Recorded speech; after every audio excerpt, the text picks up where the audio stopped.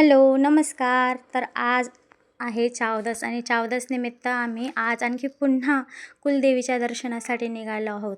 तर माझ्यासोबत आहेत माझे कारभारी आणि दोघं मुलं, सनी आणि ओम. तर छान असा प्रवास सकाळी सकाळीच निघालेलो होतो आम्ही देवीच्या दर्शनाला. आधीच्या व्हिडिओमध्ये तुम्हाला दाखवलं की आम्ही सप्तमी अष्टमीच्या दिवशी कुलदेवीच्या दर्शनाला गेलेलो होतो.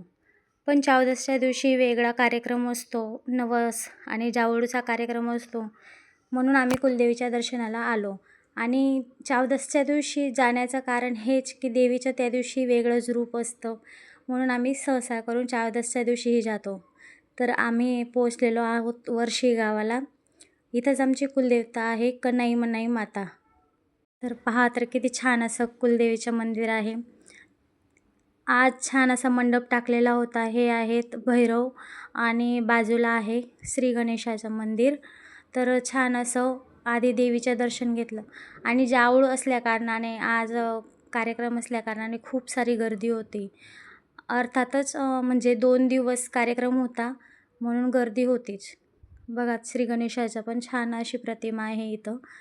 जावळच्या निमित्ताने बरेच जण जमलेले होते. तसं तर पाहायला गेलं की ह्यावर्षी कमीच गर्दी होती, कारण की ह्यावर्षी 2 दिवस कार्यक्रम होते म्हणून पहिल्या दिवशी थोडी कमी गर्दी होती, मग दुसऱ्या दिवशी होणार होती दुसरी गर्दी. मग छान असं देवीचं दर्शन घेतलं. आज बघा ना किती छान दिसतंय ना, देवीचा सर्व शृंगार केलेला होता आणि जे मुखवटे होते तेही लावलेले होते देवींना. मागच्या व्हिडिओमध्ये तुम्ही पाहिलं असेल, आधीच्या व्हिडिओमध्ये की नव्हते त्यावेळेस मुखवटे, तर आज चावदस असल्याकारणाने मुखवटे लावलेले होते.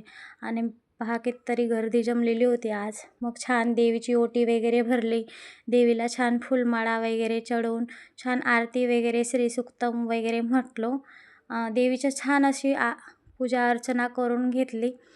आणि चावदसच्या दिवशी येण्याचं कारण हेच असते की देवीचं वेगळं रूप पाहायला भेटतं, म्हणूनच आम्ही खास करून येत असतो. आणि त्या दिवशी लगोलग सुट्टीही होती म्हणूनच निघालेलो होतो.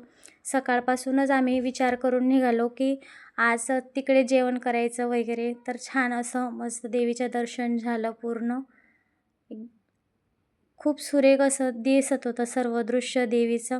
आणि आधीच्या दिवशी याचसाठी आलेलो होतो की काहीतरी नियोजन आम्हाला बाबांना द्यायचं होतं. म्हणजे अर्थातच जे पुजारी बाबा आहेत इथं सेवेकरी, त्यांना आम्ही आधी सांगून गेलेलो होतो. दरवर्षी नवसाला येणारे जे भाविक असतात त्यांच्यासाठी आम्ही पाण्याची सोय करत असतो. तर ह्यावर्षी मंडपाची सोय केली होती, कारण की पाणी होतं म्हणून मंडपाची सोय करून ठेवलेली होती. पहा किती सुरेख असं मूर्ती दिसत होत्या ना. तर तुम्हाला कसं वाटलं आमचं मंदिर तेही कमेंट्समध्ये सांगा. तर पहा हा मंडप टाकलेला होता आणि नेहमी अष्टमीला इथं होम होत असतो, होम हवन होत असतं.